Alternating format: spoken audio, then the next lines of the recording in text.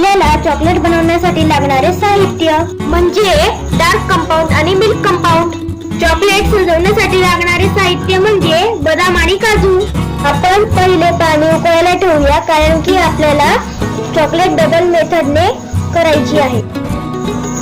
आता आपण एका काचेच्या बाउल मध्ये दोघी कंपाऊंड मेल्ट करून घेऊया.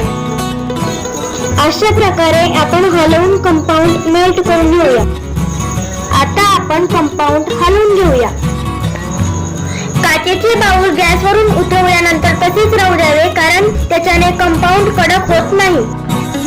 आता आपण कंपाऊंड मोल्ड मध्ये भरून घ्यावे व त्याच्यावर काजू बदामाची सजावट करावी व ते फ्रीज मध्ये ठेवावे. व आता आपली छानशी चॉकलेट तयार झालेली आहे.